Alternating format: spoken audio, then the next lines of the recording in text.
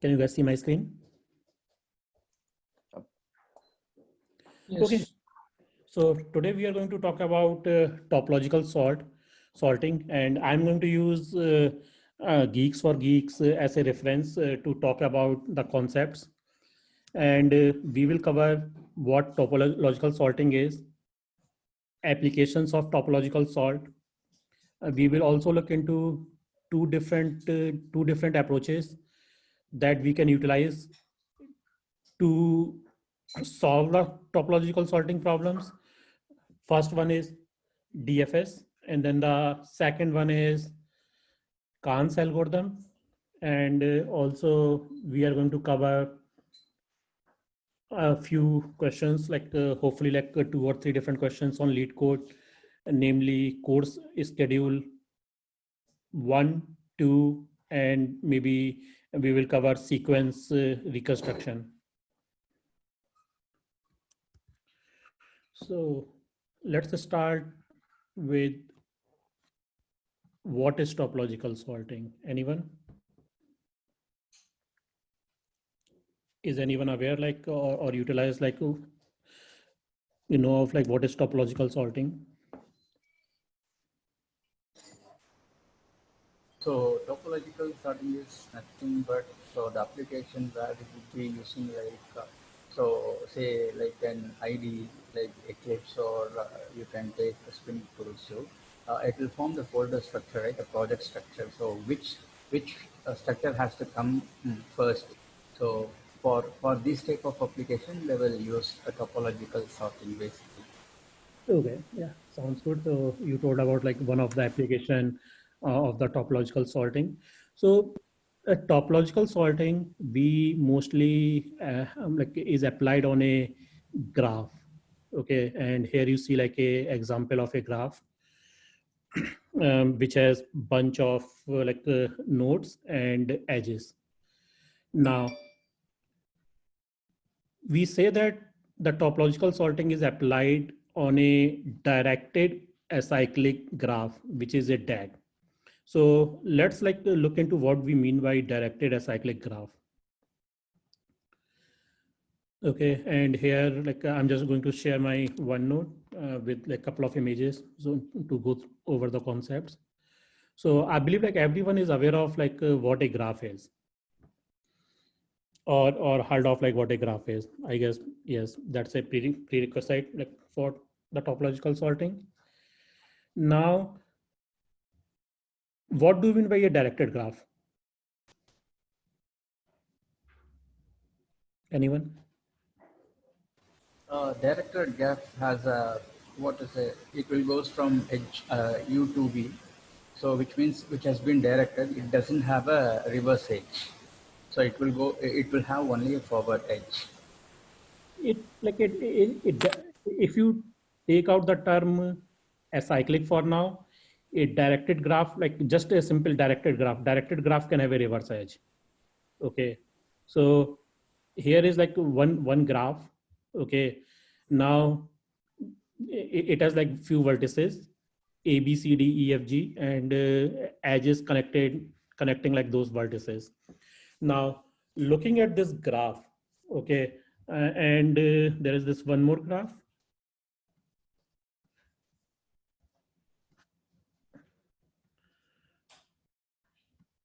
What's the difference between these two? Okay, so when we talk about the directed graph, okay, there is a edge, a direction, a edge going on from here A to B, and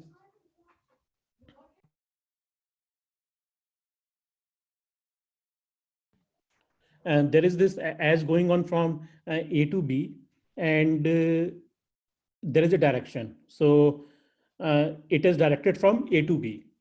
Now, the graph that you see on the left, there is like no such direction. Okay, there is a edge between A and B in this graph, but it doesn't say which direction we have to go to. Like either you can go from B to A or you can go from A to B. But in a directed graph, we know like we are going from A to B. Now let's talk about like what is a directed acyclic graph.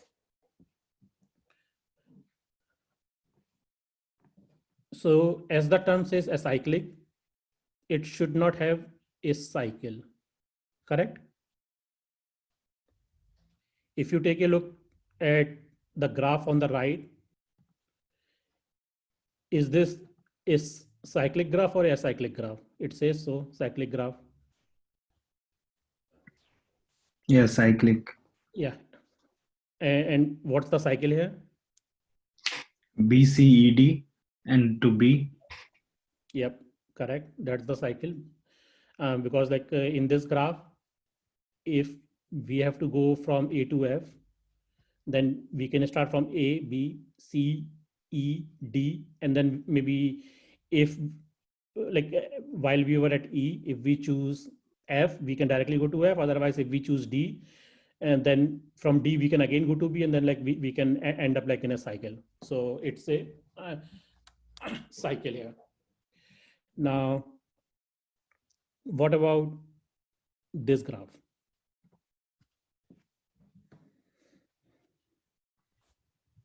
Yeah, no cycle. Yeah, or cycle.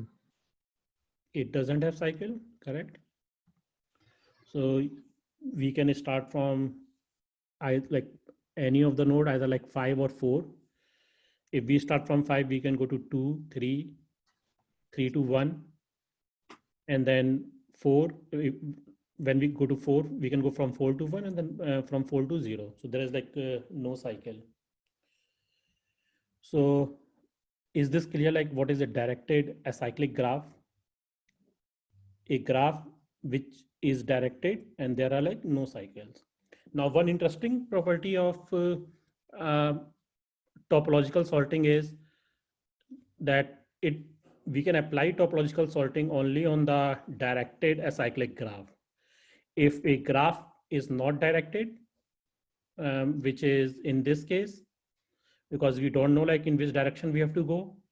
So if it is not directed, then like we can say like there is a cycle, because we can go from A, B, C, D back to A. Can you guys like see my pointer? Yes, we can see it. Yeah, okay, yeah. So good. And then also like we can go from A, D, C, B, A. So it's like not directed, like we have a cycle A, B, C, D, A, and again back to B, C, D, A. So we can like go in loop. Okay, now let's talk about this graph where we talk about it is a directed acyclic graph. So this is directed and there are like no cycles in it.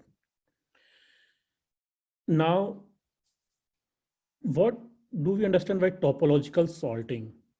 There is a word sorting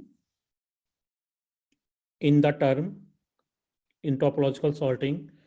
So that indicate that somehow we have to sort this graph, the nodes of this graph in certain order. Okay, and what that order can be? Anyone?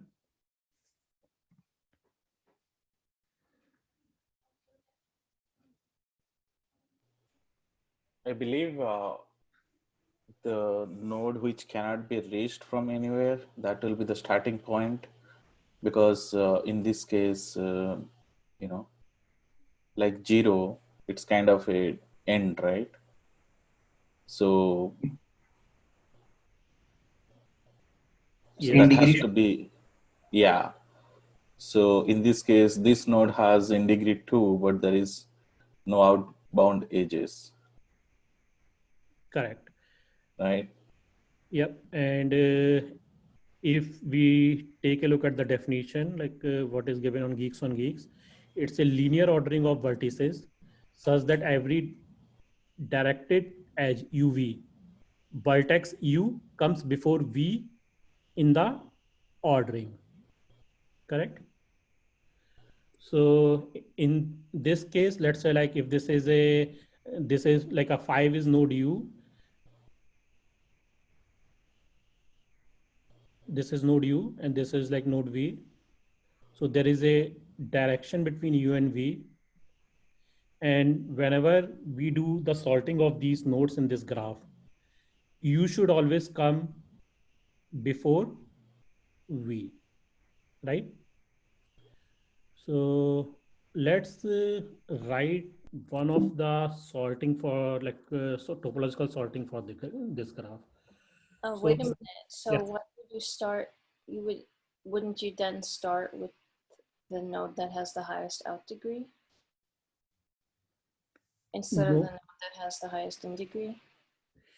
Yes, like we can take those parameters into account. Like if you want to start with a node with the highest out degree, okay. We will come to like those terminology later, like what is out degree and what is in degree. Okay, when we talk about like Kahn's algorithm, but here we will start with any node which is having 0 in degree. Okay,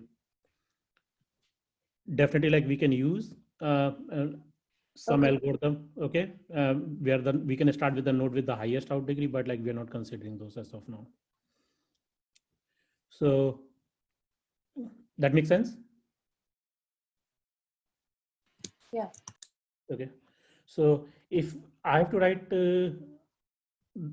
I'm going to write like one of the ordering for this graph. Let's say if I write 4, like sorry 5, 2, 3, 1, 0, 4. Okay. Let me ask you like first, is this in the topological sorting order or not?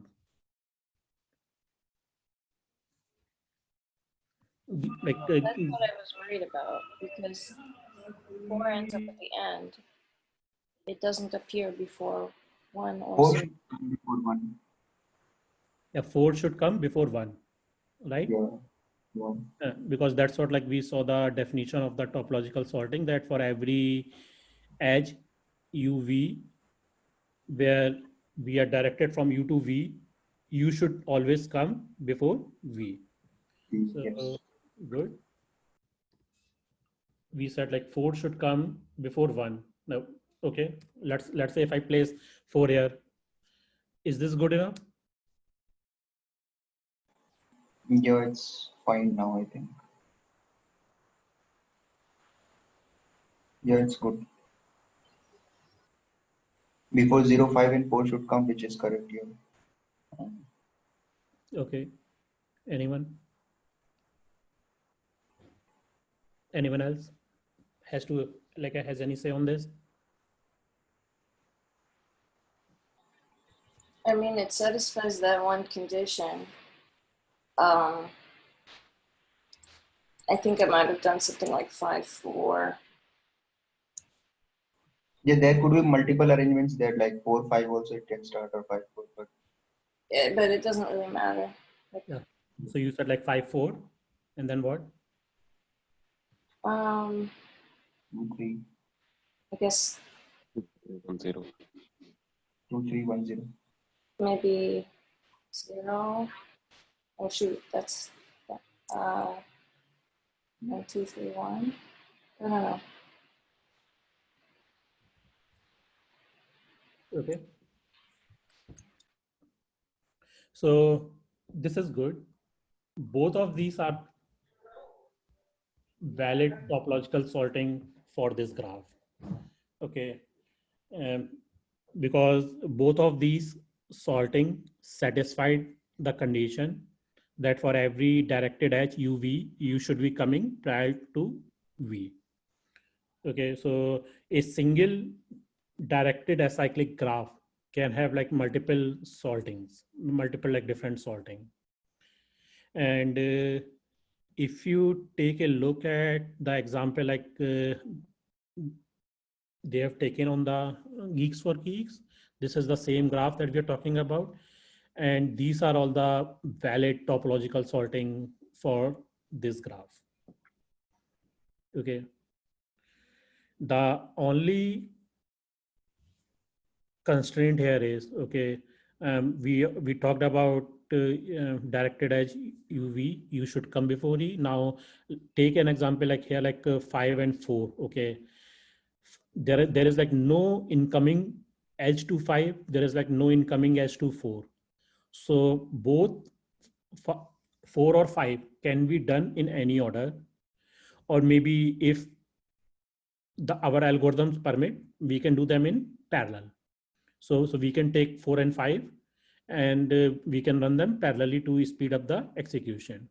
Now, once 4 and 5 are done, okay, then 2, 0 can be done in any order. Remember, like we cannot do 1 before 2 or even before 3, because there is a dependency that like 3 should come before 1 and 2 should come before 3. So we cannot do 1 before we have completed 2. But among 2 and 0, we can do them like in any order. Does that make sense? Yes. So we can do like 5, 2, 3, 1, 4, 0. Is it right? 5, 2, 2, 3. 3, 1, 4, 0. Because this 5, 2, 3, 1 is in one No, like- direction, and then No, Well, No. one is dependent on 4, so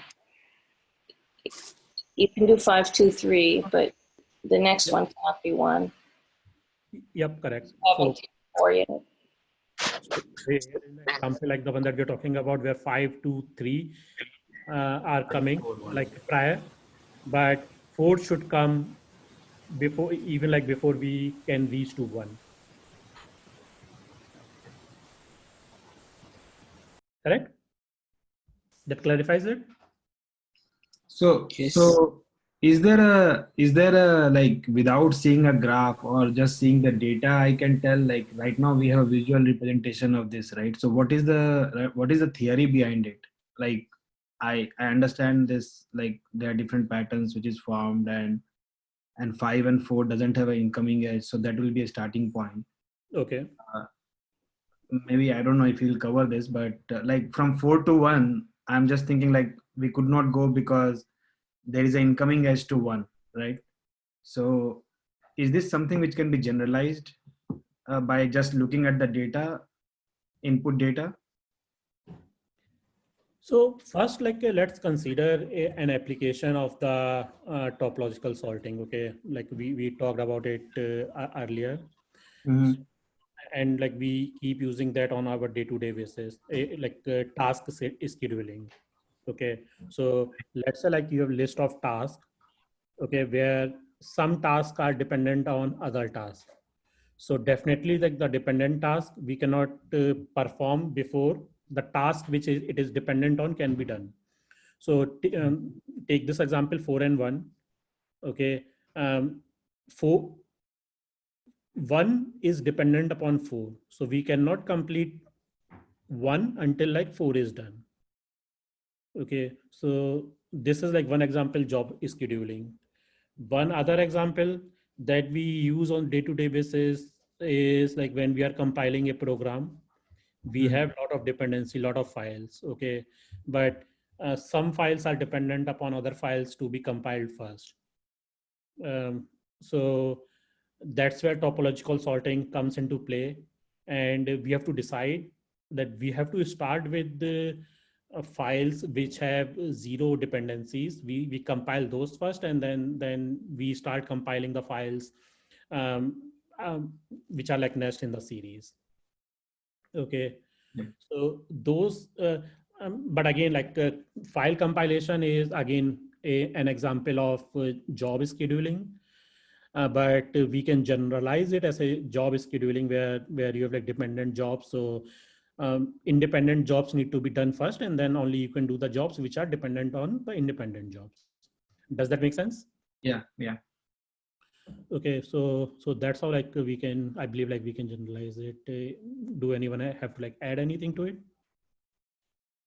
Yeah, just a simple thing like, so in dynamic programming also, when you write bottom up, so all your states are defined.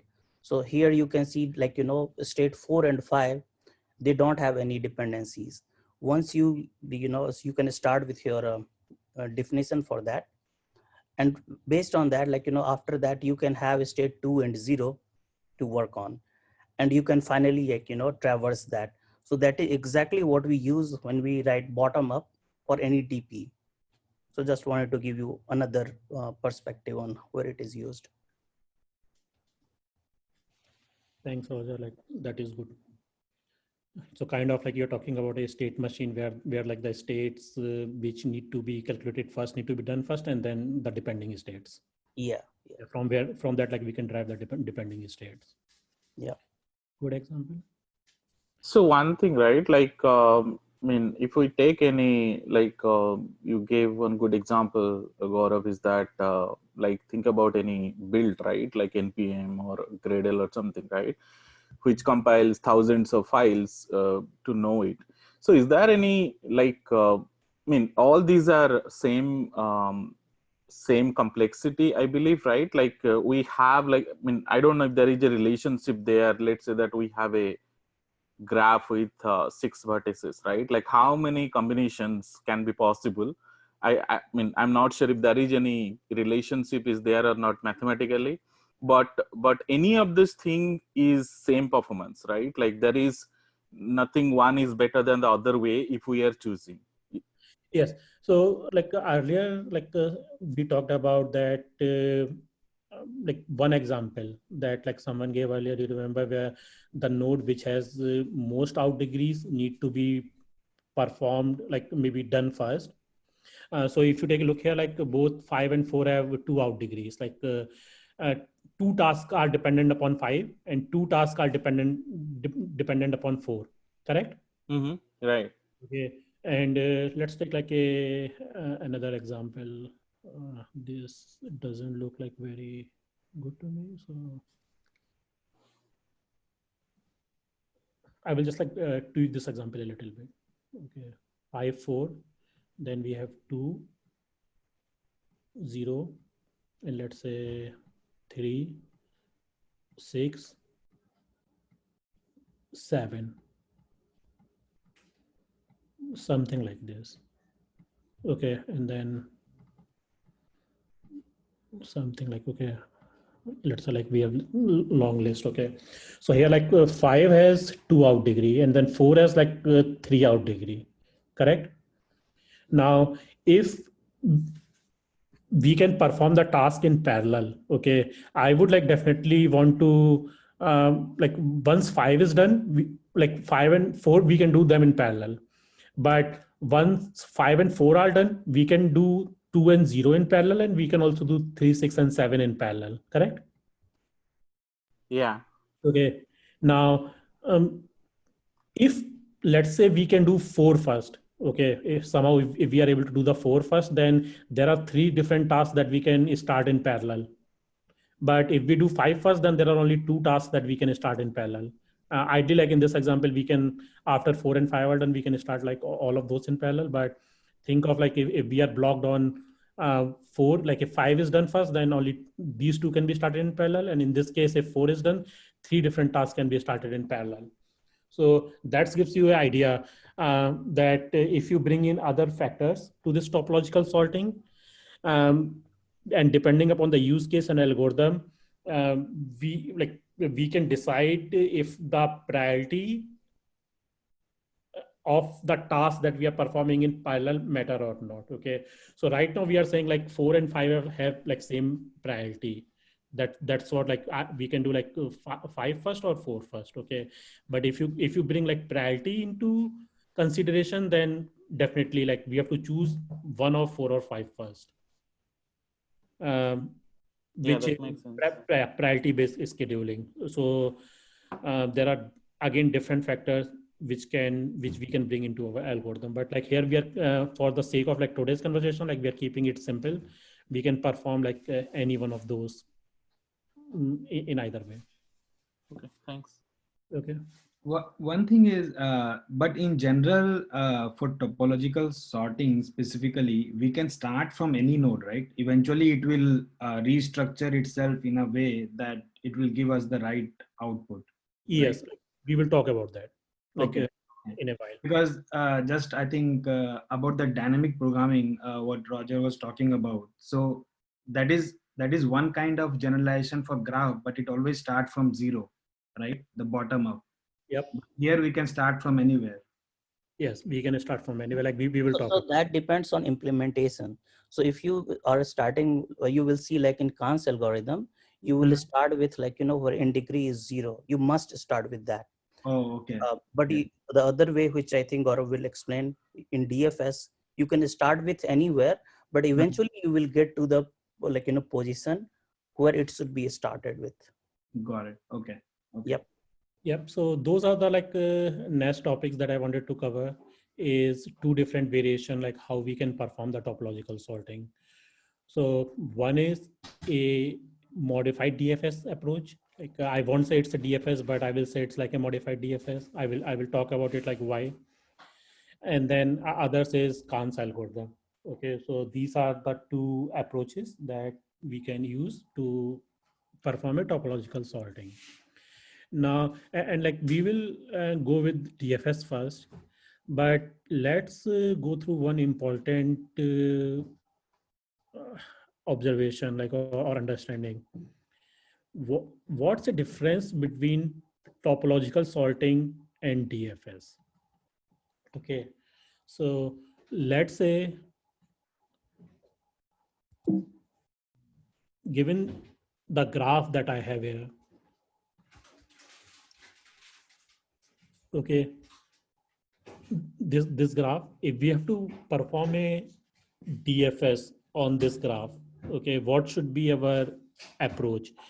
And like talking about DFS, um, let assume like a node can have like any number of children. So we can see like 5 as 2 and 0, and then 4 as 0 and 1, and like 2 only as 3. And then while doing the DFS, we will start with the leftmost child and then keep going to the rightmost child. So let's say like if I have to apply the DFS on this graph, and I have to like and let's say like I'm starting at 5. So what should be the order? Like I will perform 5 first, correct? Yeah. 1, 2. Yes. And then I will perform 2 Yeah. because that's the child of it, and because the DFS, like we are going deep.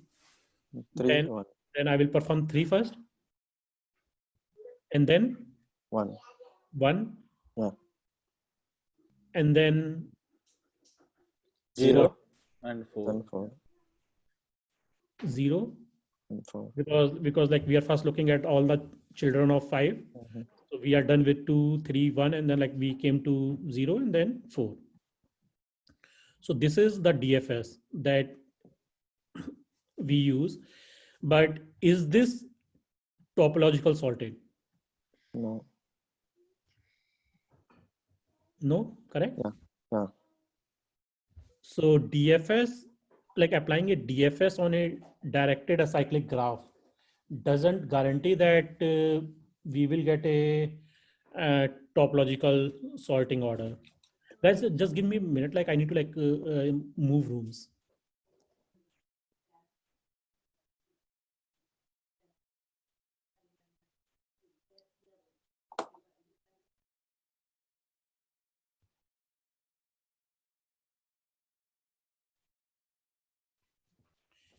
Hey, so simply like DFS cannot give us a right topological sorting. So what should we do about this?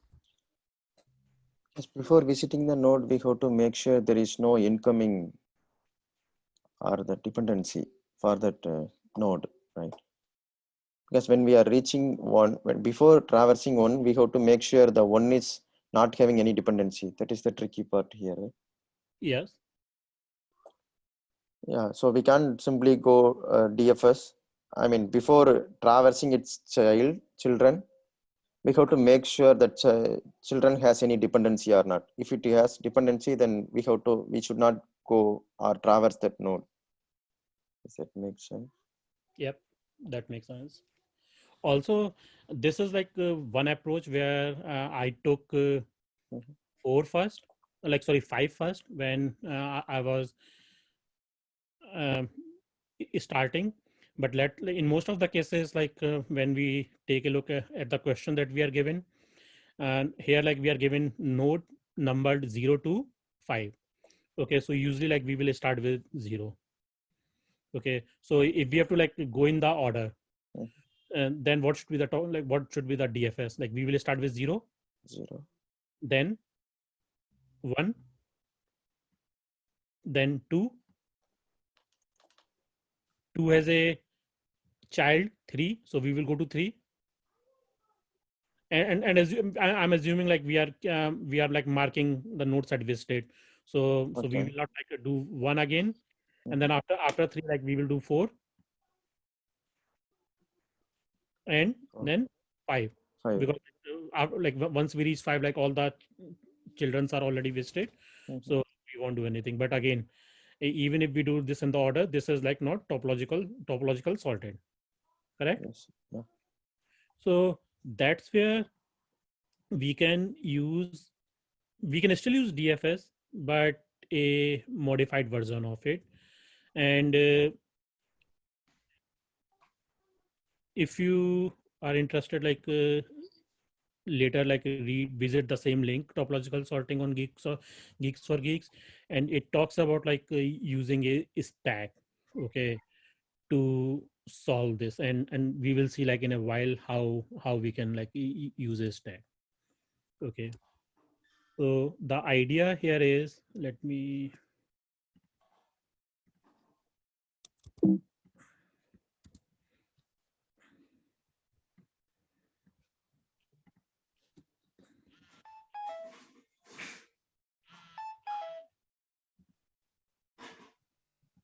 okay, so idea here is like we will use a stack to keep track of something. Like we will take a look like what we will do like with that stack. Okay, and we will still go through the nodes given that are given to us in the increasing order. We will start with 0, 1, 2, 3, 4, and 5, like in that order. Now let's say this is like So before, right, Gaurav, like what is the intuition behind using a stack? Like I know that the problem can be solved with the stack, but what problem DFS did not solve, that we need a data structure. yeah, Basically, what is the intuition behind using a stack, not a queue, not something else, right? So if we know, that would be better to right. So what actually certain problem happened in DFS, and that can be solved with the data structure as a stack, so that we can move to stack. yep. Do you want to answer that? No, I mean, I just wanted to know that one, Okay. like, is it something ordering matters here, that which has to be put it in a, because stack provides you with what you put last, you can take it, right?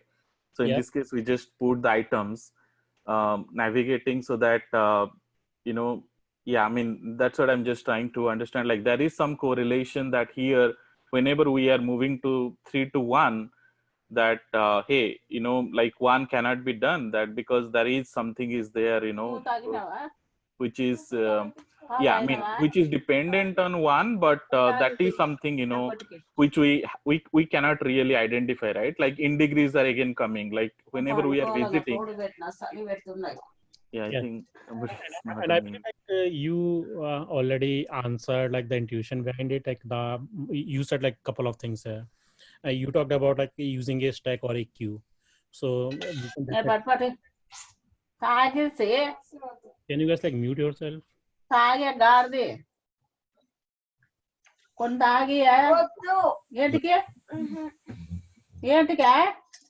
I think the host can mute everyone. Yeah, yeah, okay. I just did it. So you already talked about like two different approaches. Either like we can use the stack or we can use the queue, and that's where like stack we are going to use in the DFS based approach, and queue like with in degrees we are going to use in the Khan's approach. And Oh, okay, I okay, didn't know that actually. yeah, Okay. and the second important point that you mentioned was like the ordering matters. Okay, so yes, definitely the ordering matters here, because we cannot perform 1 before we can do 4, 3, 2, or even 5. Okay, so ordering matters, and that's where like the stack comes into play. And let me try to walk you through like how the stacks comes into play, and then it will be more clear. Sure, sure. Yep. Okay. So I don't know how I can draw the, maybe I can draw it instead of writing it.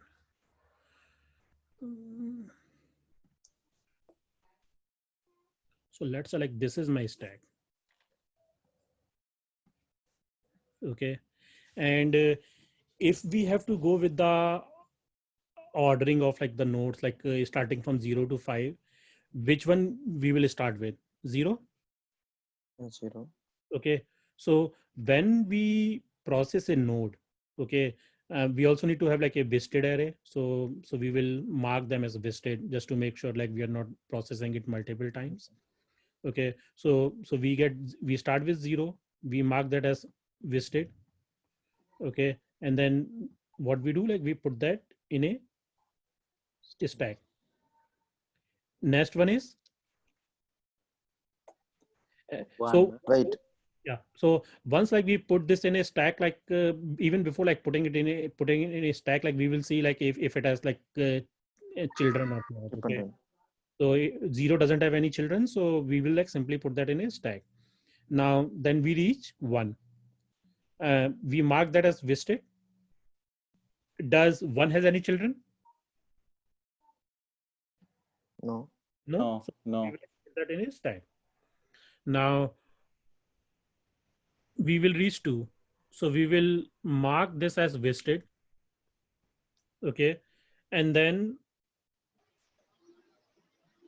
in the case of 2, we will see that 2 has children. Okay. So what that means, there is a node UV. So 3 is dependent upon 2. Okay. So anyway, we have to process 3 first. So instead of processing 2, where we are saying putting that in a stack, we will go to 3 first. Okay. We go 3 to 3, mark that as visited. Okay. And then we go to 3, which is 1. Have we already visited 1?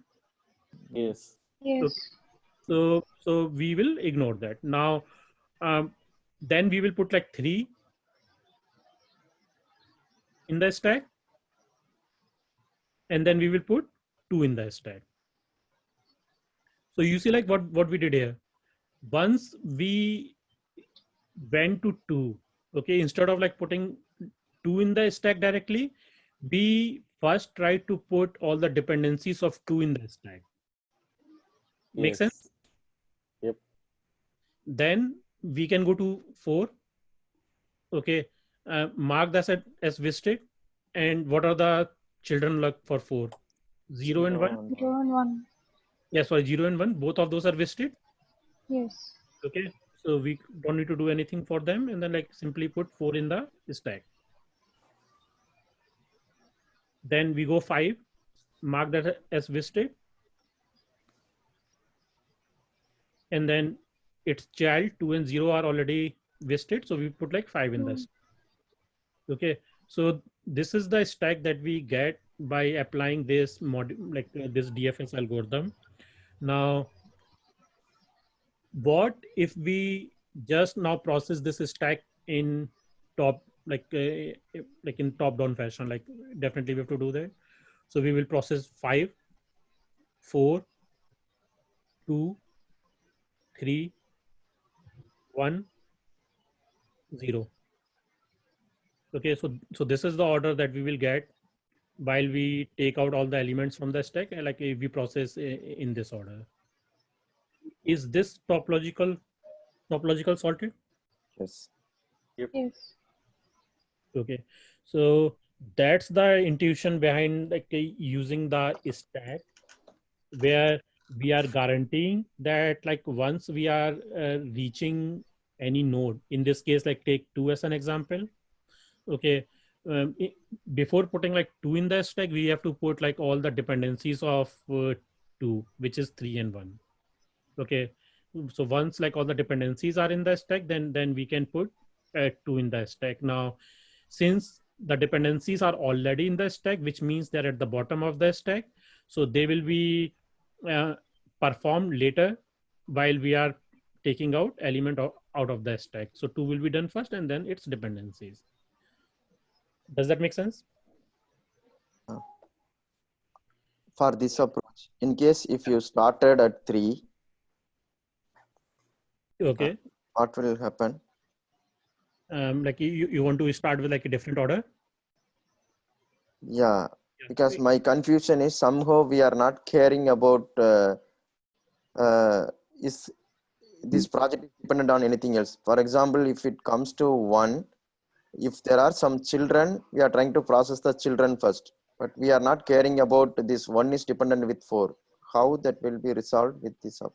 So in understand. what order like you want to go? In what order you want to process the nodes? Like in my example, I started from 0 and then the increasing order. I started with 0, 1, 2, 3, 4, 5. Maybe you can start with 4. 4, okay. And then you have to like give me some order in which like you want to process the node. Wait, I am trying to understand the 1 can go before the 4 or not. Because if you check the 4 first, then it will take the. So basically, I think whatever is trying to say, let's go from 3, 2, 0, 1, 5, 4. Yeah, so let's start from that order and see what happens, right? Like 3, 2, 0, 1, 5, 4. Yeah. I mean, it still work as long as you apply the same conditions on whether or not you add an item to the stack. Yeah, it will. Yeah, let's see. Yeah, I think. So let's start like from here. So in this case, 3, okay. And then let me like also erase like all this. Okay, so we are starting with 3. We will mark that as visited, correct? Yes. Yes. Does 3 have dependencies? Yeah, 1. 1. No, not sorry, 3 has children, like not dependencies. So 3 has child 1. Okay, so we will go to 1, mark that as visited. Does 1 has any children? No. Nope. Nope. So 1 will go at the bottom and then 3 on the top. So you will see like if you are taking the node like just the single as 3 and 1, okay, using this algorithm, it is guaranteed that like you are going to perform 3 before 1, right? Yeah. You're never going to perform 1 before 3. Okay, now let's take 2. So if 3 has more children, then we'll process that and then go, right? Let's say 3 has 1 more children called 7, something like that. Something here. Yeah. I mean, you're checking not only if it has children. Yeah, it will be 1, 7, 3, right? So it has to go through all the childrens and push them and then come to itself, right? Yeah. So in this case, like either you can perform like 7 first, or like between 7 and 1, you can perform in any order. It should not matter. You can perform 1 first or 7 first. Okay. Now, taking our example, then we will go to 2. We will mark that 2 as visited. Then 2 has child, which is 3, which is already visited. So we will simply put 2 in the stack. Yep. Okay. Then we are done with 2, 0. 0 doesn't have any children. It's marked as visited. We will put 0 in the stack. Then 5. Mark 5 as visited. Put 5 in the stack. And both of its children are already visited. Then 4. Mark that as visited. Put that in the stack. And like both of its children are already visited. So that's why like I directly put that in the stack. Now if you take a look here, we got a different topological order. 2, 3, 1. So it's a different topological sorting than what we got earlier. But if you see, you talked about like edge 4 and 1. 4 is always coming prior to 1. It will be guaranteed because One Okay. zero. yeah. Okay. So main tricky point here is the children needs to be processed before the current node. If we Yes. follow this, then Yeah. automatically the topological sort will be maintained somehow. Yeah, it will be maintained. Okay. You can get like different order based on like whatever the sequence of Mm. the nodes you are processing, but it will guarantee that like all the sequence that you are getting will be topological sorted. Okay. I have a Because the key question. thing is here you are putting the children in the stack first before putting the parent. Before Yeah. putting the parent. Basically, the dependents are going first, and then whatever others who are dependent, they're going up, right? So that you just need to make sure that the parents are processing, and then others are going.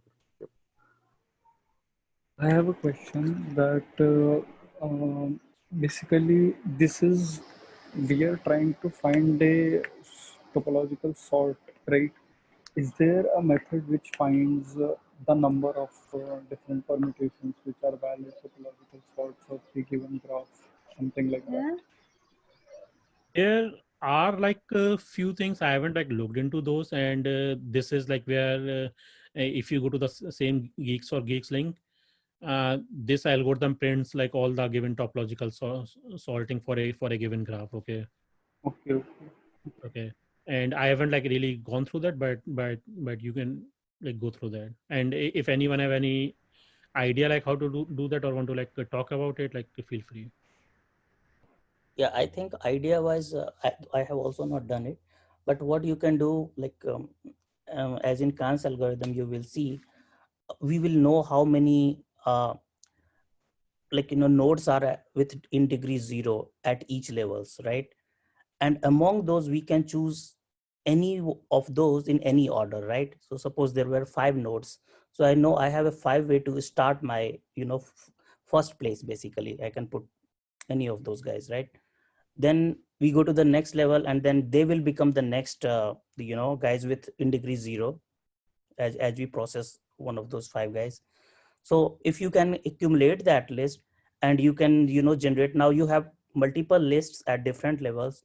It's a different problem now. It's like an easier problem to solve, like how to order them. Yeah, that makes sense, Roger. Like definitely makes sense. So let's do like one thing. Let's go to the Khan's algorithm. Okay. And then I believe like it will make it more clear how we can generate this. Yeah, we can do it later because you are following something already. So do you want to finish Yeah. the current one? Yeah. Yeah, I will like just go to the Khan's algorithm and then we will jump on this. Okay. Okay. Gaurav, one quick question. Yes. So for this initial order, right? So it looks like it doesn't matter what order you take, right? Like the initial order to build the stack. So Yes. why is the depth first search or like modified depth first search needed here? Isn't it like pick anything and create your stack based on that condition? Yes, like you can like start with any node first. Okay, it doesn't matter like which node you are starting with. That's why like we took 2 examples. In this one we started like from 0 and all the way to the 5. Okay, which gives us like this order, and then there is like this different sequence which gives a different topological order. Yeah. So this different sequence has no nothing, right? So it's like this sequence can be anything, like any permutation of this 6 numbers. Yeah. I think it can be anything. Like it is just your input, the way it is given, and you will use some internal data structure to store it, right? So you can pick them in any order. Mm-hmm. Yeah, you don't have to predefine it, but just for explanation, I think we are taking 320154 or 01234, right? Yeah, Okay. it can be anything. I'm just curious, like, why is it like depth first search pattern? It seems like it's completely on its own. Because you're trying to explore the children first. Yes. So basically, if you take an example of 2, right? So from 2, you are seeing what are the children's, right? And then you call that again from 3 as well, and then 1. And if there are more children, then so you are going in depth. If you are picking a node, you are going in depth for that. Oh, okay. Okay. Yeah, yeah. Right. Okay. So Yeah, that yeah. is why the depth first search is there, and then there is an additional stack to keep track the order. Oh, okay. Okay. Makes sense. Thank you. Yeah. Okay. Yeah, So also, go ahead. no, go ahead, Roger, please. Yeah, like, somebody had asked about intuition and we already talked about it. Like how intuition could be developed. Hey, why should I use stack? That was a good question. And we discussed. Now with example, it's easier to see. For example, suppose you had only 2 and 3 in this picture. So one might think, hey, I can just start with 2, print 2, right? And then I will go and my DFS will call 3 and I will print 3. So that also gives me the right answer. Why should I rather wait till till 3 to be put somewhere and then print 2? And that was because when we generate one DFS calls another DFS recursively, right? So when I launch a DFS at 2, I'm still waiting for a confirmation from my subsequent DFS like at 3, because I don't know whether 3 is dependent on something else at that point of time, right? I mean, think in a different way, that 3 could be dependent on maybe like some node 7 in a different direction. So that is why 2 is waiting till 3 actually process its stuff, and then once it is done, then 2 can say, hey, now because I led to the path for 3, then I have to be before in the overall order before 2. And before 3 means, sorry, on a stack, if you put on top, then I could be before someone, right? So sorry, I'm not sure if I was able to lead to the overall intuition why we will change the order, and why we'll wait for children to first put itself on the stack and then the parent is put there. It makes sense. Yeah. Yeah. Cool. Thank you. Thanks, Roger. Now let's go to the different the second approach, which is called Kahn's algorithm. And that's where we talked about we already talked about few terminologies, we talked about using a queue. So we will see how Kahn's algorithms uses a queue to process the nodes in a topological sorted order. And there are two other terminologies that we are talking since beginning. One is in degree and one is out degree. Okay. In degree, out degree. So can someone now explain or want to talk about what you mean by in degree or out degree? Out degree is a number of children. Correct. In Okay. degree is number of parents, something, how many places I'm able to reach to my current place, something like that. Right? Number of parents. Like in this case, 0. Oh, sorry. Yeah, not. So which is parent is correct, right? Yeah, like 2 is kind of in degree 5. So. Yep. Sorry, I mean 1. So if you take a look at 0, I guess in simple language, it's basically all the incoming edges to a node is in degree and the outgoing is out degree. Correct? Number of edges. Yeah.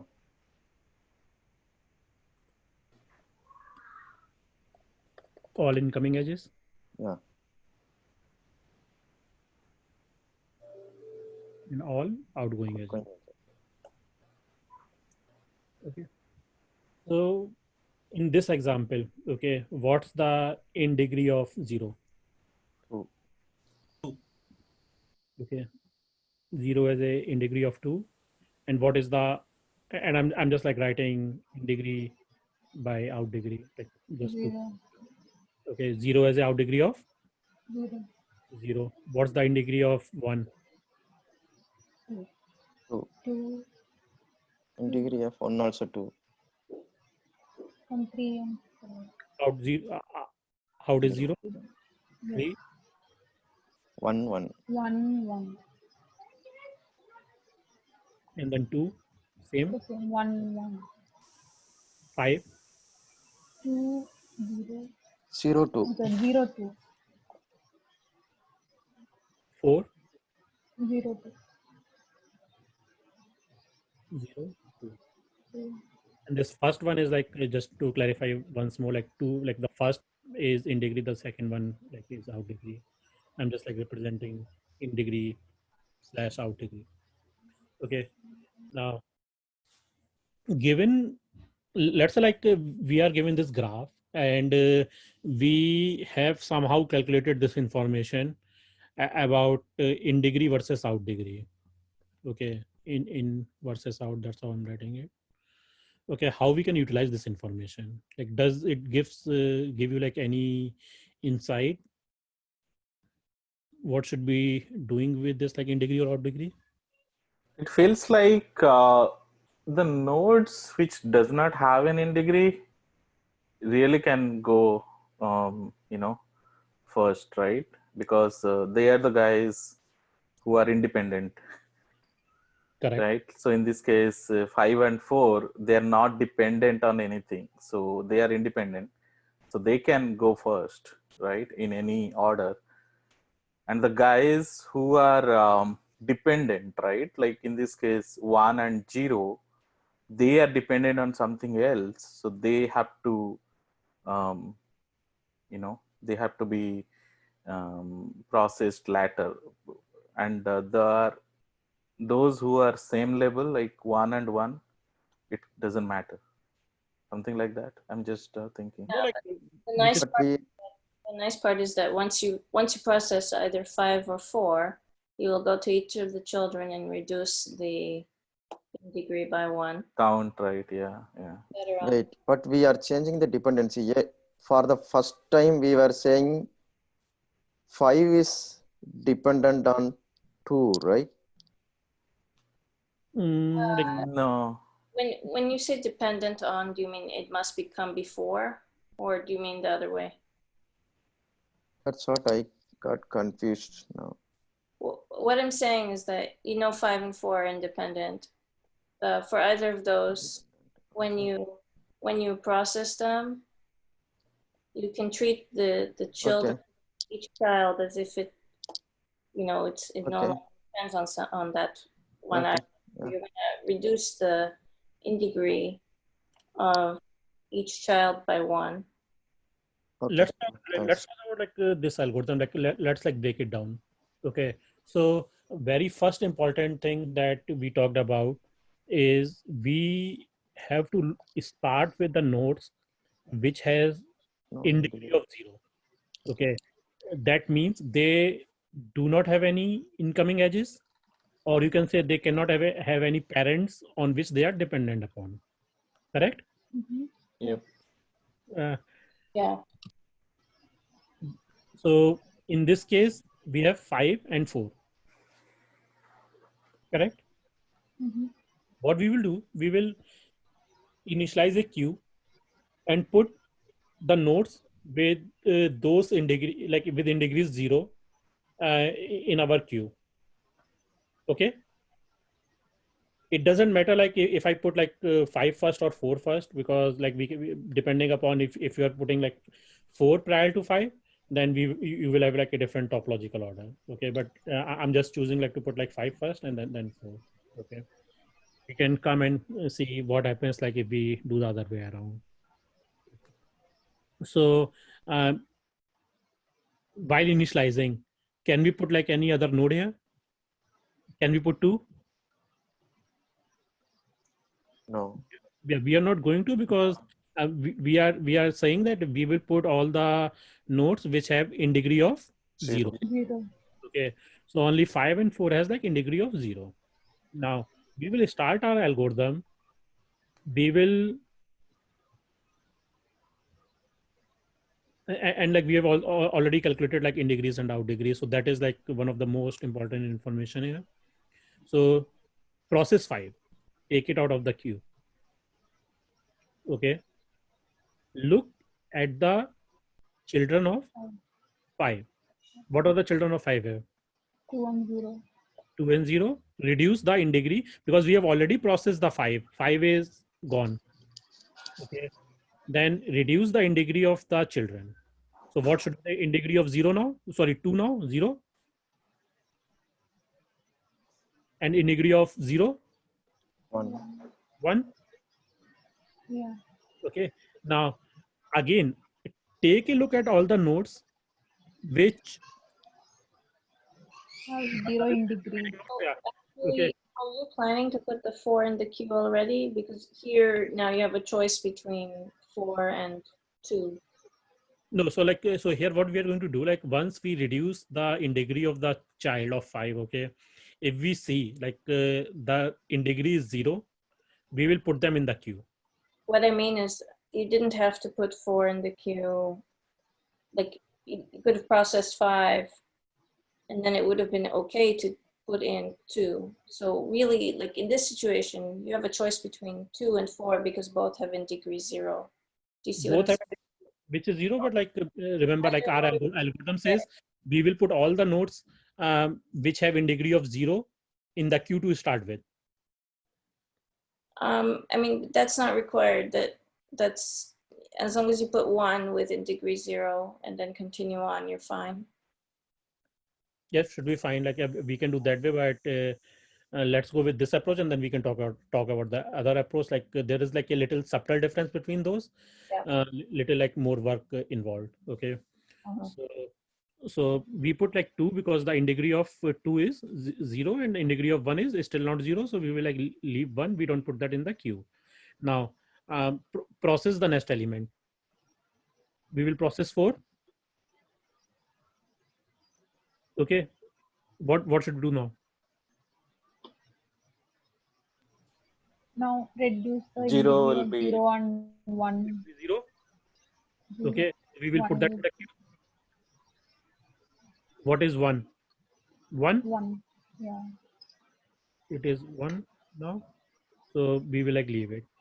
Then process. We like keep going, like repeating the same process. Then we will process 2. And then in degree of 3 will become 0 because that's the only child. And then we will put 3.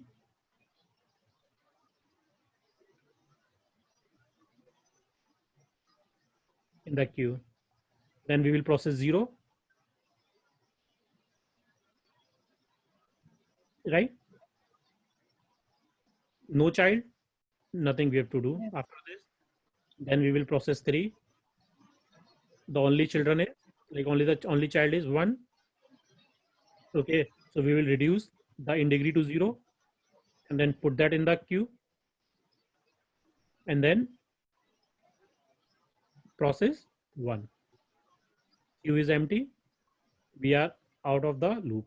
So the order in which like we processed is like as we saw, like it's like what is in the queue: 2, 0, 3, 1. and 1. Does this make sense? Any question until here?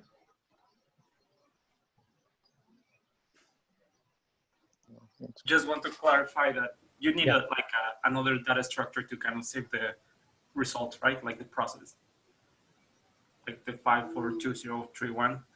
Yes, That's like you can like put them like maybe in a list or whatever. And this data structure, like what you're talking about, is the output data structure. It's needed in either of the case.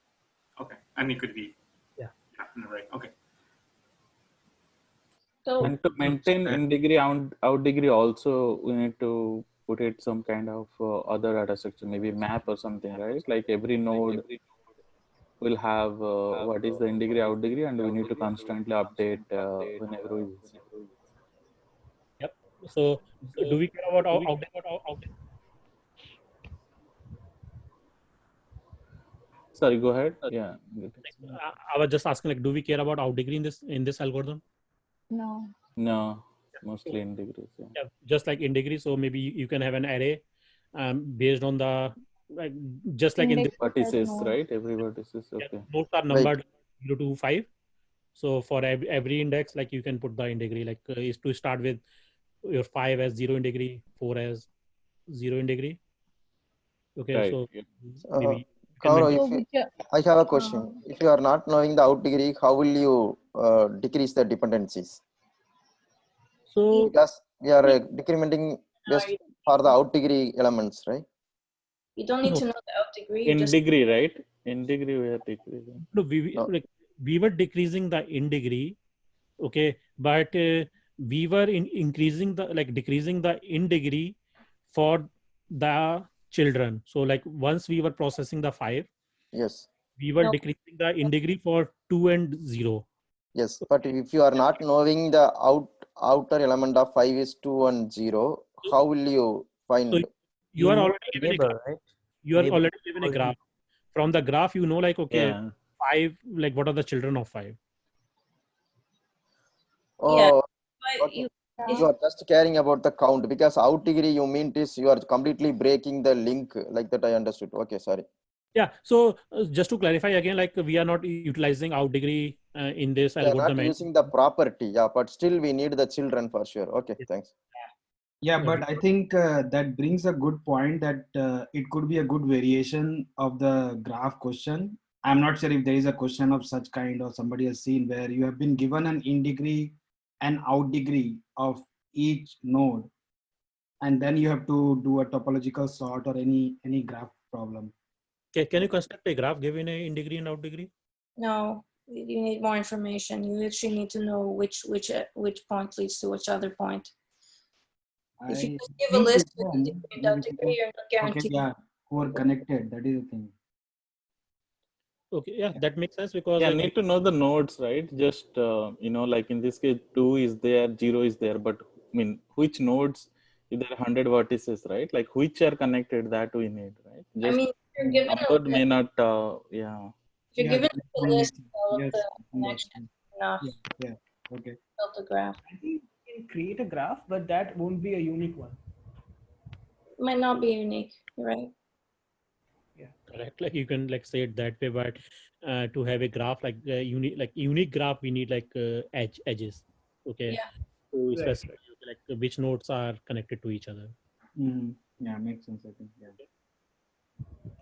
So this is what is Kahn's algorithm. Like name sounds, I don't know, like I was aware of this algorithm, but I was not aware of the name. Name sounds like a little bit scary, but that's the algorithm.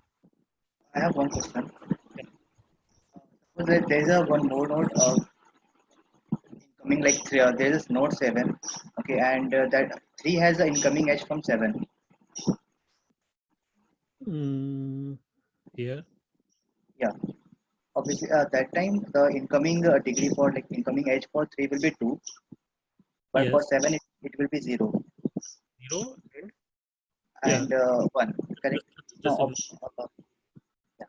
So and when we are putting it in queue, so it will be 5, 4, and it will come 7 then. Correct? Yes, correct. Yeah. So I just want to ask you, suppose you processed 5, and after that you reduce the incoming degree for 2 and 0. So 5, we will put like 5, 4, and 7. Yeah. In this. 7. Correct. And then let me. We'll add 2 also, right? I think 2 also we'll add, right? If we start from 5, 4, so 5 will be popped first from the queue, and then we process. We look at the children, which is 2 and 0. So here, like I'm just like writing the in degree. I'm like eliminating the out degree. Okay. In degree 2, in degree 2. Correct. Yeah. So, Yes. eliminate this. So that's how like we put it here. 5, 4, 7. You can put like in any order. Like if you want to put. Is there any other order you want to put it in? No, 5, 4, 7 only. Yeah. So which one you will process like 5 first? 5 first. Yeah. 5 is gone. 5 is gone. Yeah. Then it will come 2 and 0. Then this will become 0. Yeah, and it will become 1. This will become 1. Yes. Okay. And yeah. If 2 became 0, like you will put that in the queue, like at that time. Okay, fine. and after that we'll process 4. Okay, you have process 4, Yeah. and then So, zero will become 0 in degree 0. yes. And then 1 will become 1. 1, and then you already put like 0 at that time because it became 0. 0, yes. And then we'll process 7. Okay. Yeah. My question is, at this time, 3 for 3 it will become 1. Now, like since you process 7 right now, okay. So at this point of time, like when you process 7, it will become 1. Yeah. So 3 won't be get accessed here. First, like we have to, we can't put 3 here. We have to access 2, and then Yeah, we are not going to put 3 until like its in degree will become 0. Once you process 2, the in degree for 3 will become 0, and then you'll add it to the queue. It's fine. So now, based on like the algorithm, like we will process 2, and at this point of time, like in degree of 3 will become 0, and that's why like we will put it in the queue. like is there is it how we'll keep the track? Like is it necessary to keep the track? Meanwhile, if not 3 degree has reduced from 2 to 1. Okay, and do we keep track of this some in our other data structure stack or something, or like you that like this? See, what I'm trying to ask is like we process 7 first. Okay, and that time there is some other node whose degree has been reduced.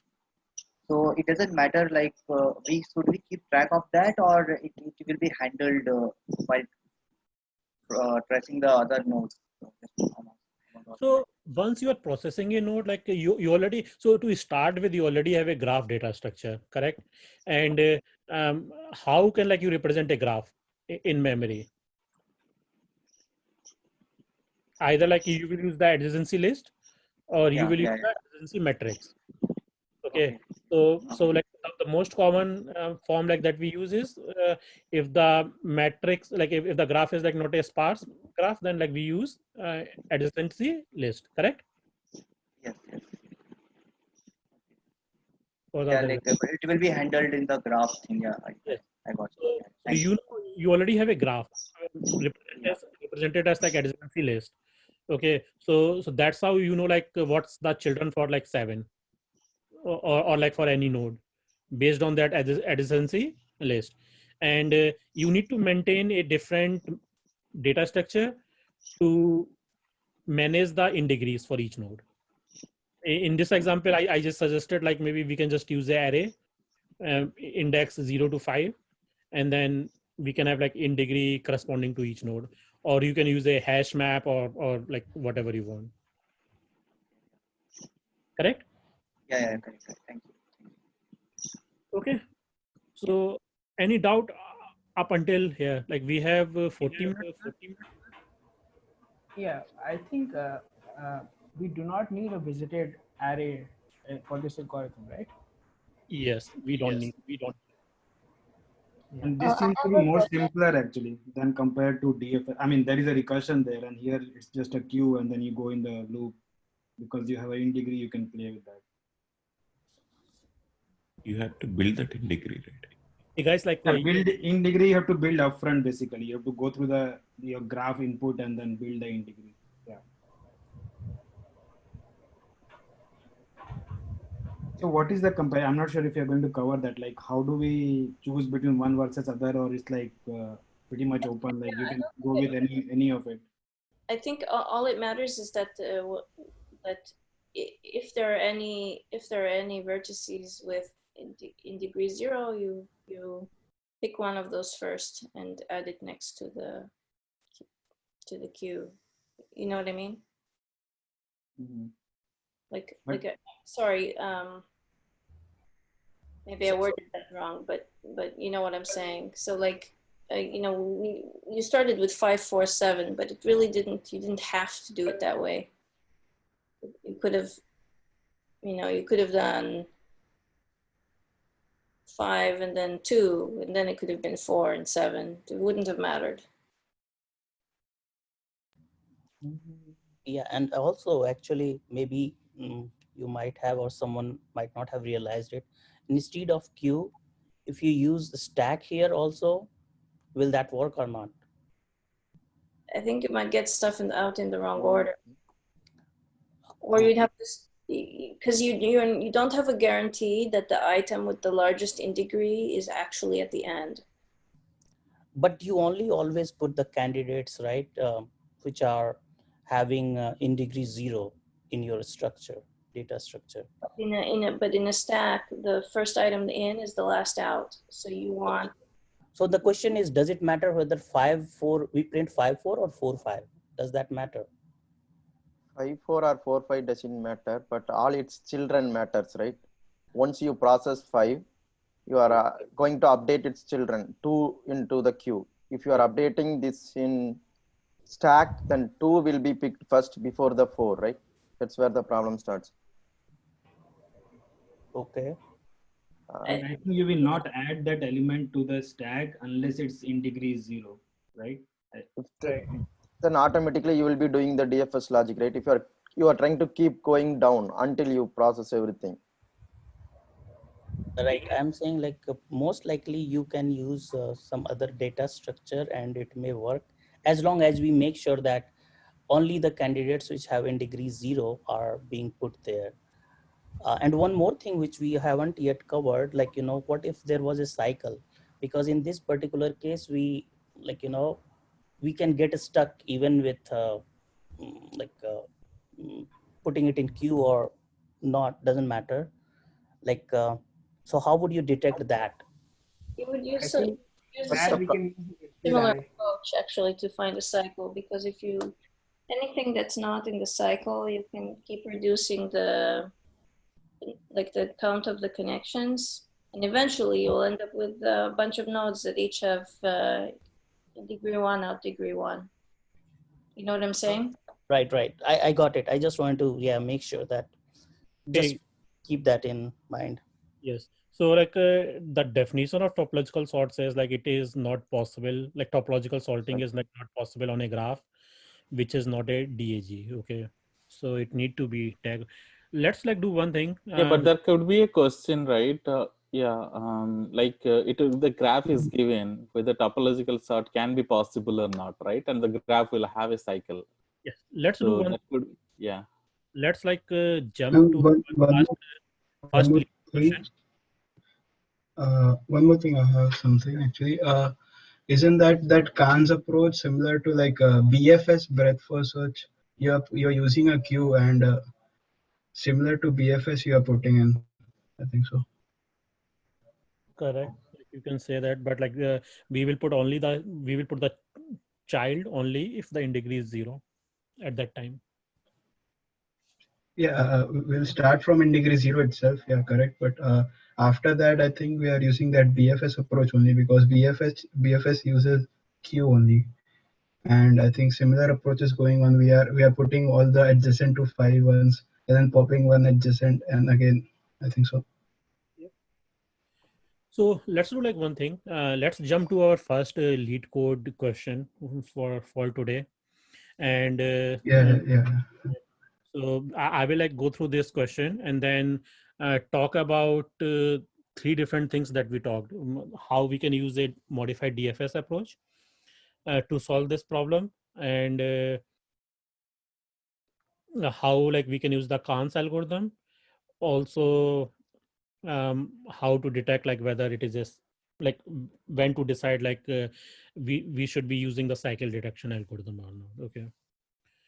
So the question is, we are given number of courses, okay, and which are labeled from 0 to n-1, and n is number of courses that we are given. So very similar to what this graph looks like, 0 to 5 here.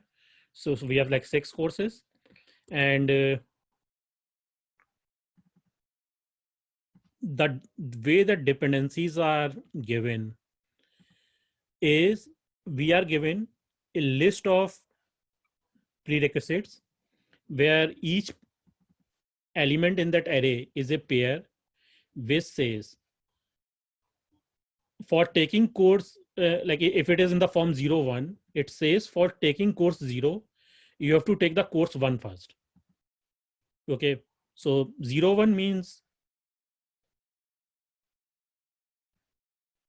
1 is parent, and sorry, like let's not talk about parent child. Like, you have to take 1 first before you can do 0.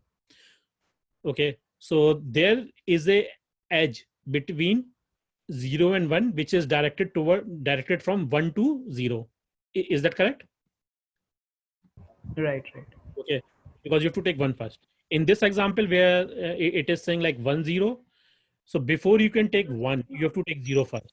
So there is a edge from 0 to 1. Okay, so this question is asking whether we can finish all the courses or not. Okay, given the courses and given their prerequisites. Now take this second example where it says 1 is dependent upon 0 and 0 is dependent upon 1. So definitely there is a cycle. Yes. This looks like something like this. You have 0, you have 1. 1 is dependent upon 0 and 0 is dependent upon 1. Correct? Yeah. Okay. So the output should be false in this case. In the other case, like the output should be true, because like you have only 0, 1, and then there is you have to take 0 before you can do 1. So single edge. Any questions on the question? Hope this is clear.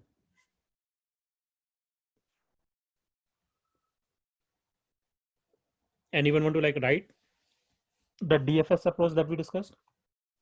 DFS? Like the modified DFS, or maybe the Kahn's algorithm, whichever like you are interested in. Can't would be the best. Kahn would be better. Okay. Yes, sir. So let me do like one thing. I'm not sure like we have like a lot of time today. So I will like just go through like I've already implemented bunch of those. I will like let me go through those, and then we will leave like last 10 minutes for questions. Okay. So and this is Java. I was just using Java to implement it. So we are given like number of courses and we are given the prerequisites. Okay. So what should be the first step we should do? In degree. Building the in degree. In degree, and like we also need to like build the graph.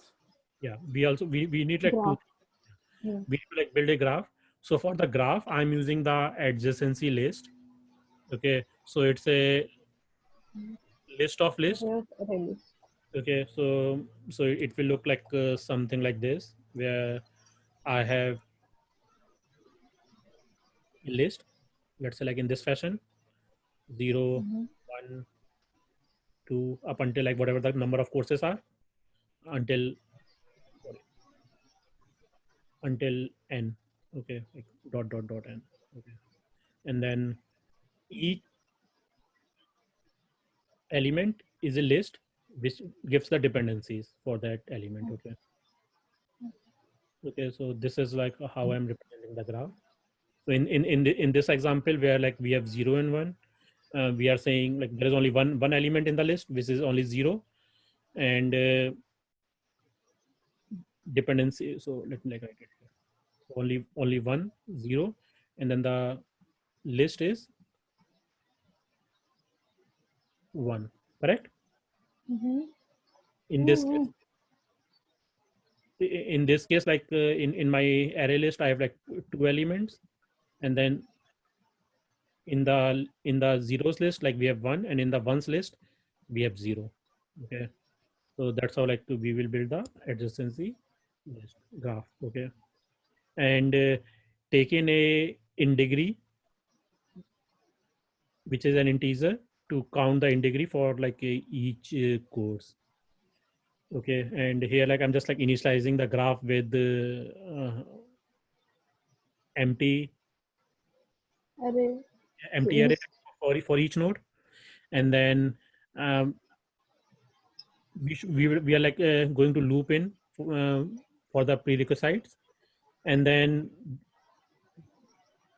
this is where like the element at 0 represent the course, and element at 1 in that prerequisite represent the prerequisite. Okay, so we have to take prerequisite course first before we can complete the course. So there is a edge from prerequisite course to our course. So building a graph, just get the prerequisite course and add its dependencies. Okay, like which you have to take after you have taken the prerequisite, and in degree of the course, just increment it. So any question like here, I believe like it's standard, very standard way like we build any graph using adjacency list. So you have both an adjacency list and another array keeping track of the In degree. In degree. Yeah. Okay, makes sense.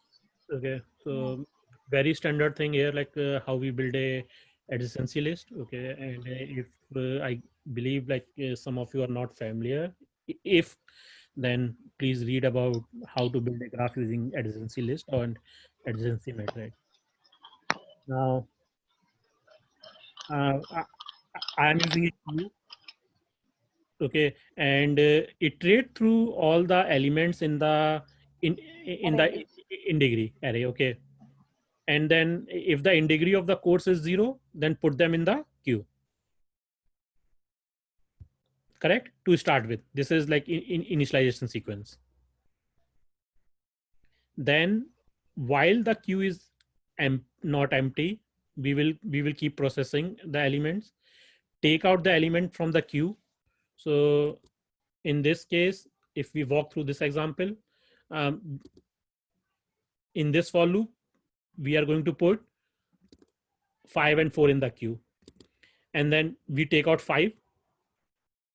Okay, we mark that we have processed that course. So this count is just like keeping track of like how many cores we have processed. So once we take it out from the queue, we mark it as processed, and then for that, from the graph, get all the children for that course and reduce the in degree by 1. So in this case, the course is 5. We are going to get the children 2 and 0, reduce the in degree for the children, and if the in degree of the children becomes 0, then put the child in the queue. So in this example, in degree of 2 became 0. So at that time, like we put 2 in the queue. And then once this while loop exits, we will just check that if the number of cores that we have processed are equal to the number of courses that we are given to us.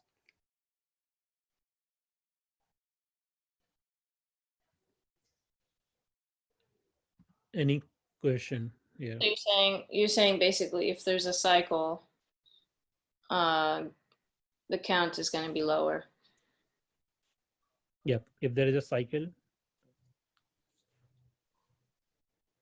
then we are not definitely going to process all, like we are not going to put all the elements in the queue.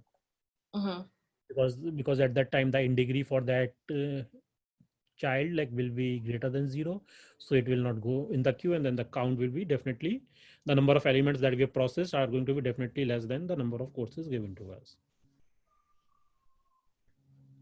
I think the in degree would be less than 0, right? It will be negative, yeah. Yeah, I think Gaurav said greater than 0, maybe. What are you saying? So this condition, I mean, on line number 129, we are decreasing the in degree. So once it becomes negative, we're not going to put it again in the queue. So if there's a cycle, then we'll encounter nodes duplicate nodes, and for that particular duplicate node, the in degree would be negative. So we won't put that in the queue. Yeah, that's fine. But in any of the, yeah, go ahead, please.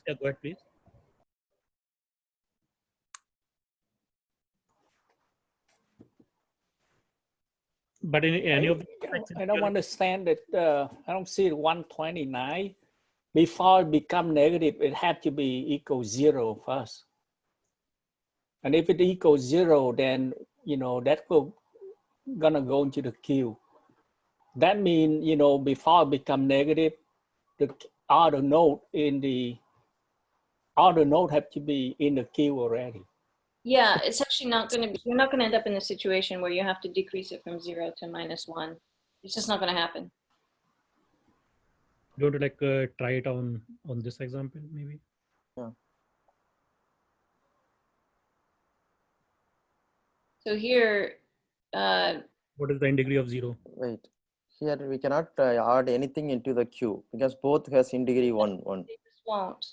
These will just never get added into the queue.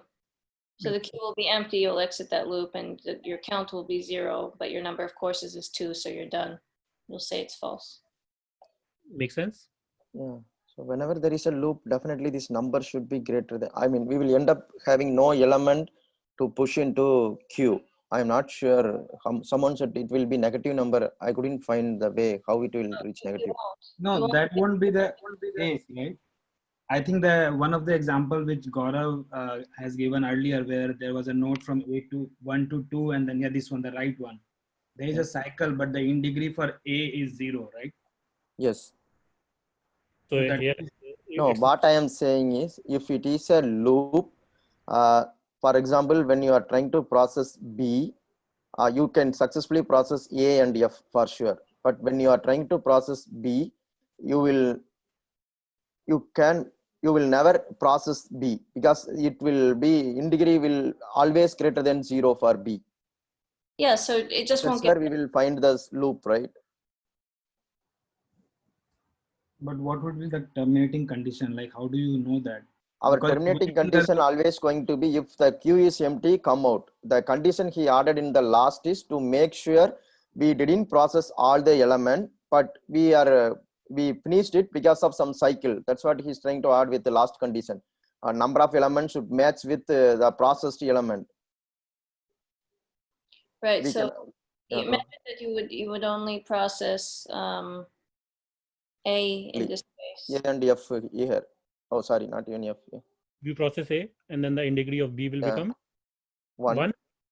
Okay, and then since this is the child of A, and none of the child of A is now has an in degree of 0, so we don't put anything in the queue. Okay, so queue will terminate, like the while loop that we wrote earlier here. This loop, this will terminate, and then we will see how many nodes we have processed. We have only processed 1 node here. Okay, and which is not equal to the number of courses, which are 6. Yep. Okay, try it out with different examples, and see, visualize it, and it will make it more clear. Okay, so this there's is a critical step though that you have to make sure that everything that has in degree 0 you will input into the queue at the very beginning, right? Yeah. Yes. If you don't do that, then this breaks down. Yep. Okay. So this is for can finishing, can finish the course. We are using the Khan's algorithm, and there is another way. Okay, for can finish the course using DFS.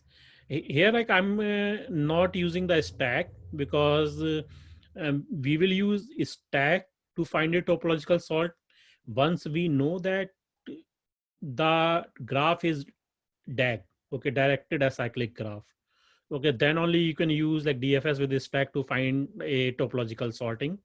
Here it's very standard DFS algorithm that is being used to figure out a cycle in the graph. You can use like maybe other approaches too, but the ways I'm doing here is create a graph. Okay, same as like what we did like last time. Have a visited array. Okay, and I'm initializing like all of those are visited as false, and then you do a DFS. Okay, and in the DFS logic, like if you have already reached that node earlier, okay, that means if it is already visited, then that means it's a cycle. So it's a very, very standard DFS that is used to determine whether there is a cycle in a graph or not. Nothing more than that. But that visited should be only for the current traversal, right? Yeah. Okay. In the current path, if I am seeing the same node, then it's a loop. Okay. Yeah, it's a loop. Yeah, that's what like we will do. Like once you are processing a node, you process like all its neighbor. Like you mark that node as visited, and then start processing like all its neighbors. And then once you're done, like you just like make it false. Okay. So if you are considering a different node, you can do the same thing. Nothing But the fancy. advantage here, right, on the Khan's algorithm, if the problem got tweaked to, like what is the order? So basically here, the DFS is, like whether the course can be completed or not in a Boolean way. So here the DFS is just finding the cycle, but if the problem changed that, hey, can you please return the order? Then the Khan's algorithm can be very well modified to keep track those elements and put it in a list or something and return it, right? Which is, so yeah. So how will you like find the order here? Maybe we can just like take another list. Yeah, another list and put it whenever you are doing a count, right? At that time, just find the course, Okay. and put it in the list and return it, right? And then we are processing it like just order dot add, right? Add that course. Okay, correct. Correct, right? So that that course, yeah. And then finally, yeah, you might need to initialize the list, and then like, I'm just like writing the pseudocode here, like I'm okay, yeah, and then like if it is asking, just return it. But in case of DFS, we have to rethink about using a stack and other thing, right? So yeah, it looks like the Khan's is more powerful, which can be multiple problems can be tackled, right, with the different variations. Yep. Actually, in general, I agree with that, but DFS is much more like useful. So I don't know, like some of you didn't attend the session I had. It was a private session, unfortunately, where I was going through like a start time, end time concept of DFS tree, and then you could have seen the power of that. I think maybe I will do that session sometime again. But here also, like once you have figured that out, the stack, we already learned how it works, so we can like figure out based on what is on the stack, what course was on the stack, right? So yeah, so based on that, I can generate the result anyway. Correct. Yeah. Right. And as long as we put a items in a stack, and then just traverse the stack and return it. Yeah. So let's take an example of like topological sorted, like generating a topological sort using a DFS with a stack. And as said, like this algorithm will only work like if a given graph is a directed acyclic graph. Otherwise, like this won't work. Okay, so how do we do that? Like the very same problem, and in this, like I'm just generating the order, like printing like everything, whatever, putting them in the stack and then printing it out. Okay, so up until here, like it's very similar. Generating a graph. Okay, and then like have a visited set and then a stack, and then keep processing each node in that order. So in this case, like processing from 0 to 5, If we take an example of this one, 0 to 5, and then if it is not visited, then do the DFS. Okay, and DFS is pretty standard, like mark that as visited, and then get element of like the neighbors, like the child. When I say neighbors, like the child of that node, and apply the DFS on that. The only interesting thing is that we put the node in the stack after we have visited its neighbor. So this line 46 is important. It cannot be at this place. If we do at this place, this is wrong. Correct? I'm a little lost on how you ensure that. So when you do the DFS within that long traversal, you need to make sure there's no loop, right? But if you again, like have a node somewhere, yeah, graph is the given graph is a DAG. It's a acyclic graph. Then only like we can apply this algorithm. I understand. Okay. What I'm a little bit unsure about is, let's see the graph you started with, the original graph from Geeks for Geeks.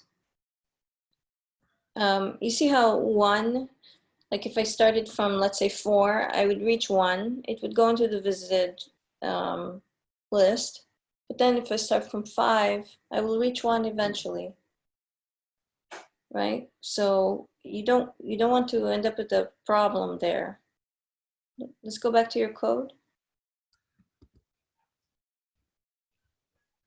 So I'm wondering if on line 43 you'll run into a problem or not.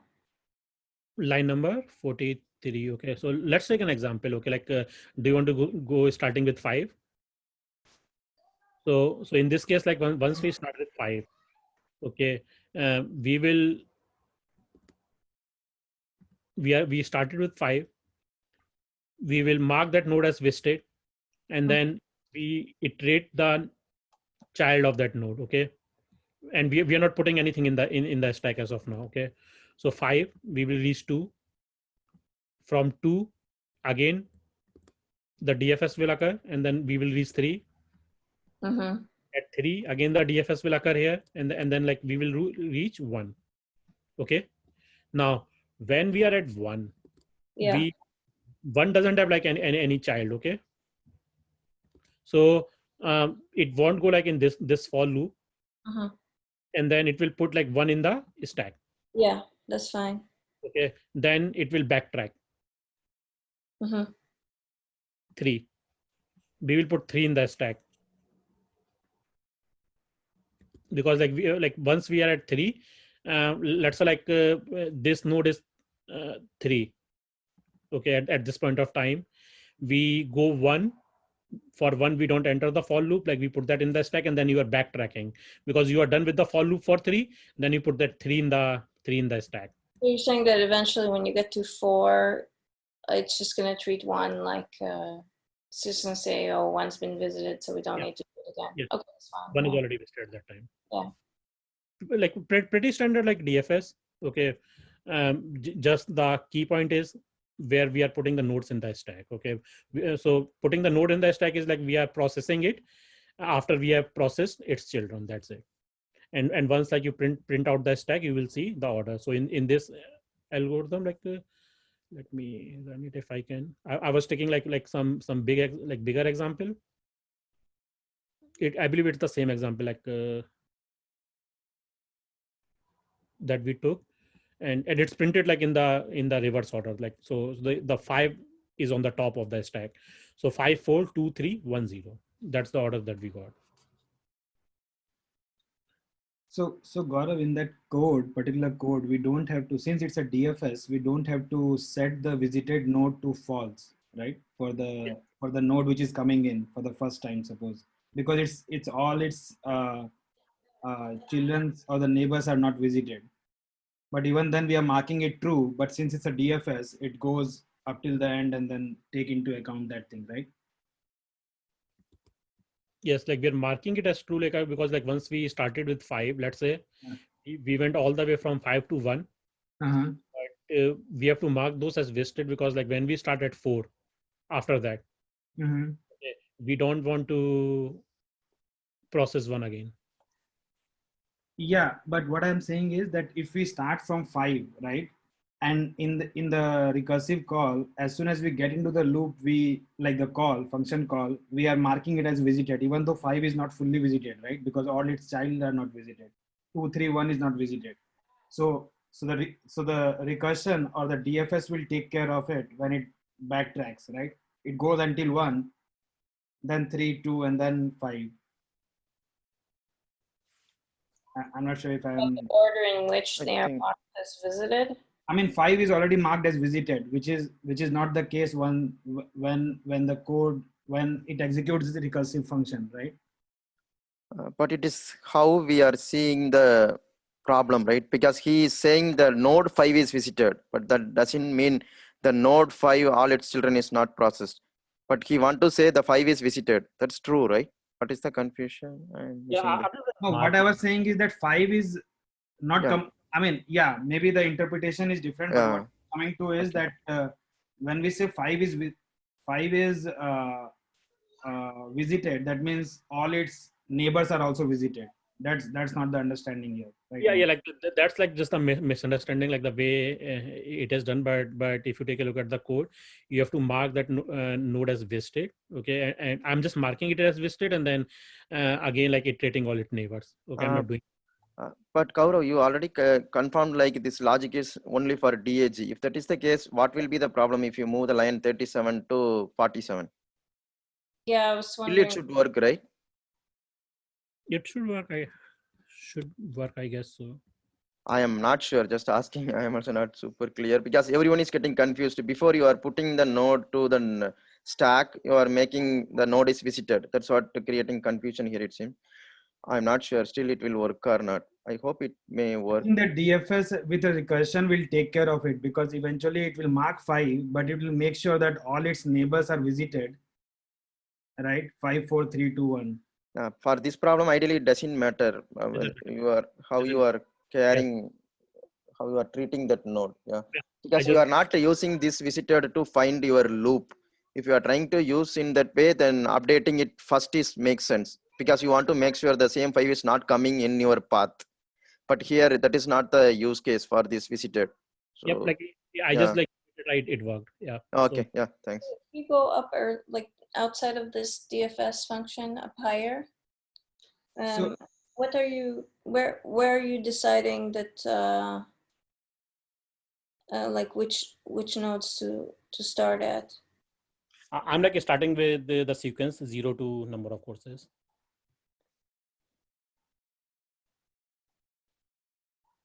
Oh, so you're not you're not actually saying I'm going to start at 5 or at 4 on that graph. But does that really matter? He can start from anywhere, right? What is the? Yeah, I think it doesn't matter. Yeah, I guess technically he could, because you have a condition on whether or not it goes into the stack. So I think it's okay. Yeah. So we already tried like 2 different sequences, like to start with the one with 0 to 5. Yeah, we did it. And then the other sequence that we tried from 3 to 0, 1, 5, 4 in this order.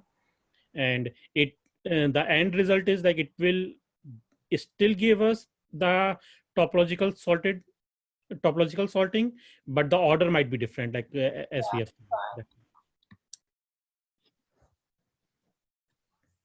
seen. So we have like 5 minutes remaining. I'm going to stop the screen share and then stop the recording, and then we keep it for the questions. One thing, like how do we incorporate the cycle detection part with the DFS? In this algo? Yeah. I quickly gave it a try, but like I was not able to, like maybe we can do that. Does anyone have any idea? I tried it, but it became like super complex. So I kept them separate, like for this session.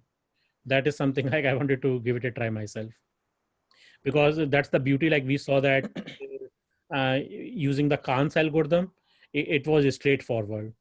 Okay. Right. So we can like generate the order also, and then we can detect like whether like we have a cycle or not, depending upon how many courses we have processed. I was trying to apply the same thing using like combining these two together, but it became like more complex. So I'm not sure like how to do that.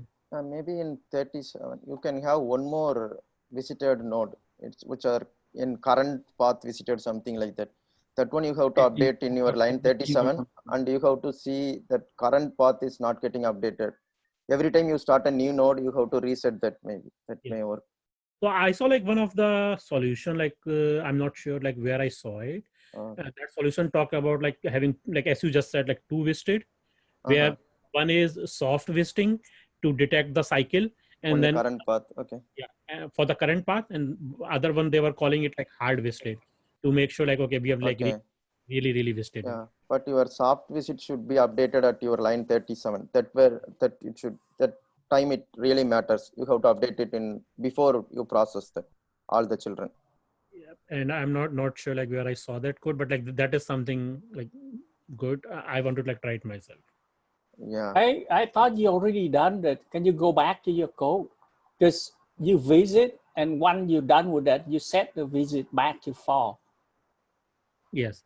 Yeah, that means that, you know, every time this is only detect a cycle if it's on the current path. If it's on different path, then you know because he set it back to false already. So when you start the new DFS, you get a new I think you get the new you get a new new visit. Like we have new visited, but like we are talking about how we can combine this cycle detection along with generating the topological order. So like since with the cycle detection we have to like set it back to the false. Okay, and when we are generating the topological order, like we need like somehow to determine whether we have already visited that node. Okay, so that's where like two different visited set comes into play. One is for cycle detection and one is for like we have actually visited that node. So can we search in the stack? I mean, it'd be able to search in the stack, right? But let's say suppose we can search in the stack and the node, is already in stack. That's a cycle there. Yeah, like definitely we can do that, but that's very expensive. Yeah, and we have to do our own stack. Then we cannot use the recursive stack for that. Yeah, right? We can do like vector array, instead of stack. Yeah, we have to build our own stack then, but still it will be very expensive operation, right? If you are trying to, it will be like n-square kind of operation to pay every time. You have to take out everything and put it back again. If there is no. So from the complexity point of view, or just making a differentiation for any of the topological sort can be solved by either of the approach, right? I mean, there is no like there are questions which can be solved with one versus other, right? Because both approaches apply to all the questions, right? Yes, like if you have to figure out a topological sort, yes. And what's the time complexity? Let's select n, right? Like all the vertices anyway, we are visiting only once. Yeah. Order of v plus e. We have like v vertices and e edges. Yeah. V plus. Yeah, v plus e. Yeah, v plus e, right? Both approach it will be same anyhow, whether it is a DFS or BFS. Yeah, but the output for the Kane algorithm, you always start with the beginning of the topological sort, right? Because you always start at 0. So you guarantee if you go with Kane algorithm, then you guarantee you always get the longest, begin with the longest, topological order. Versus if you go DFS, you can start everywhere, right? That's, I think, the difference too. You guys like but space-wise, it is still visiting all the vertices and the edges, right? Yeah, I mean, of course. I'm not talking about the space or the time complexity, but I'm talking about the output. If you go with the Kane